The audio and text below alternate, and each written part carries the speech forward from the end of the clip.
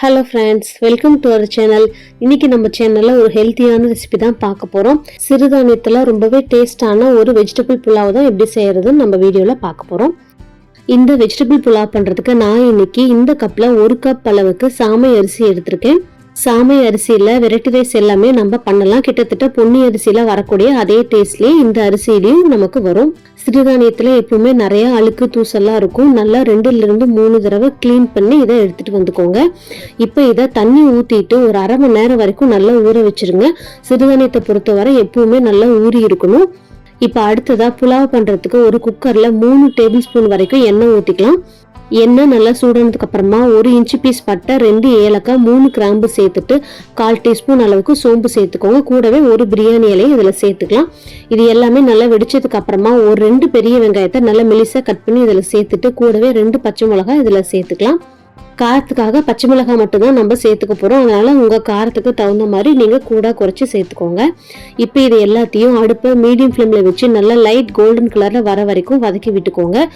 இது புலாவ் அப்படிங்கறனால நமக்கு பிரியாணி அளவுக்கு கோல்டன் கலர்ல வர தேவையில்லை. லைட்டான கோல்டன் கலர் வந்தாலே போதும். ரொம்ப கோல்டன் கலர்ல விட்டுட்டா புலாவோட கலர் சேஞ்ச் ஆயிடும். இப்போ இது கூடவே 1 டீஸ்பூன் அளவுக்கு இஞ்சி பூண்டு பேஸ்ட் சேர்த்துட்டு அதோட பச்சை வாசனை போற வரைக்கும் இது நல்லா வதக்கி விட்டுக்கலாம். இஞ்சி பூண்டு பேஸ்ட் ஓரளவு பச்சை வாசனை போனதுக்கு அப்புறமா நம்ம கட் பண்ணி எடுத்து வச்சிருக்கிற காய்கறிகள் எல்லாத்தையுமே சேர்த்துக்கலாம். நான் இன்னைக்கு கேரட், பீன்ஸ், பட்டாணி, உருளைக்கிழங்கு, காலிஃப்ளவர் இந்த 5 வகையான காய்கறிகள் எல்லாமே சேர்த்துருக்கேன். பச்சை பட்டாணியை மட்டும் நைட்டே ஊற வச்சு இதில் சேர்த்துக்கோங்க. கூடவே ஒரே ஒரு தக்காளியை இதில் மெலிசாக கட் பண்ணி சேர்த்துட்டு இது எல்லாத்தையும் நல்லா ஒரு டைம் எண்ணெயிலே பரட்டி விட்டுருங்க. இது கூடவே நீங்கள் மீல் மேக்கர் கூட சேர்த்துக்கலாம். நான் இன்னைக்கு சேர்த்துக்கல. எல்லாத்தையும் ஒரு டைம் நல்லா மிக்ஸ் பண்ணி விட்டதுக்கு அப்புறமா அடுப்பை ஹை ஃப்ளேமில் வச்சுட்டு இப்போ தேவையான அளவு தண்ணி ஊற்றிக்கலாம். 1 கப் அளவுக்கு 2 கப் அளவு தண்ணி வச்சுக்கோங்க. எந்த கப்பில் அரிசி இழந்தீங்களோ அதே கப்லேயே 2 கப் அளவுக்கு தண்ணி சேர்த்துக்கோங்க. தண்ணி சேர்த்துட்டு இப்போ இது கூடவே தேவையான அளவு உப்பு சேர்த்துக்கலாம். உப்பு சேர்த்துட்டு நல்லா ஒரு டைம் மிக்ஸ் பண்ணி விட்டுருங்க. இப்போ இந்த தண்ணி நல்லா கொதிக்கணும். நல்லா கொதிச்சதுக்கு அப்புறமா நம்ம ஊற வச்சிருக்கோம் இல்லைங்களா சாமை அரிசி, அதை இது கூட சேர்த்துக்கலாம். தண்ணி அளவு 2 கப்புக்கு மேலே வேண்டாம். 2 கப்புக்கு மேலே சேர்த்துட்டா ரொம்ப சாதம் குழஞ்சு போயிடும். இப்போ பாருங்க தண்ணி நல்லாவே கொதிக்க ஆரம்பிச்சிருச்சு. இப்போ இது கூடவே நம்ம ஊற வச்சிருக்க அரிசியை நல்லா தண்ணியெல்லாம் வடிகட்டிட்டு இதில் சேர்த்துக்கோங்க. தண்ணி சுத்தமாக இருக்கக்கூடாது. வெறும் அரிசியை மட்டும் இதில் சேர்த்துக்கோங்க. ஆல்ரெடி நம்ம தண்ணி கரெக்டான அளவில் தான் சேர்த்துருக்கோம். தண்ணி சேர்த்துட்டு இது எல்லாமே நல்லா ஒரு டைம் கலந்து விட்டதுக்கு அப்புறமா கடைசியாக மூடி போடுறதுக்கு முன்னாடி ஒரு 2 கொத்தளவு புதினா சேர்த்துட்டு கூடவே ஒரு கை நிறைய கொத்தமல்லி தலையை இதில் சேர்த்துருங்க. கண்டிப்பாக புதினா கொத்தமல்லி சேர்க்கணும். இதுவும் கிட்டத்தட்ட பிரியாணி மாதிரி தான் அப்படிங்கறனால இதை கண்டிப்பாக 2மே சேர்க்கணும். இப்போ இதை மூடி போட்டு ஒரு 3 விசில் வரைக்கும் விட்டு இறக்கிக்கலாம்.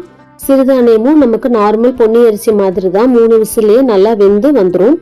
இப்போ பாருங்க 3 விசில் விட்டு இறக்கியாச்சு. இப்போ எப்படி வந்திருக்குன்னு பார்க்கலாம். பாருங்க புலாவ் ரொம்ப சூப்பரா வந்திருக்கு. பார்க்கறப்பே தெரியுது நல்ல உதிரி உதிரியா வந்திருக்கு அப்படின்ட்டு. கொஞ்சம் கூட குலையவும் இல்லை. 2 கப் அளவு தண்ணி இதுக்கு கரெக்டான அளவு. நல்ல உதிரி உதிரியா வந்திருக்கு. தண்ணி அளவு கரெக்டாக வச்சிருக்கனால நமக்கு கரெக்டான பக்குவத்தில் புலாவ் ரெடி ஆயிடுச்சு. இந்த புலாவ் ரொம்ப டேஸ்ட்டாக இருக்கும். சீரக சம்பா அரிசியெல்லாம் நம்ம புலாவ் செஞ்சால் எப்படி இருக்குமோ அதே டேஸ்ட்லேயே இருக்கும். இந்த ரெசிபியை உங்கள் வீட்லேயே ட்ரை பண்ணி பார்த்துட்டு எப்படி வந்துச்சுன்னு எனக்கு கமெண்ட்ஸில் சொல்லுங்கள். இது ஒரு ஹெல்தியான ரெசிபி. குழந்தைங்க இந்த மெத்தடில் செஞ்சு கொடுத்தா ரொம்பவே விரும்பி சாப்பிடுவாங்க.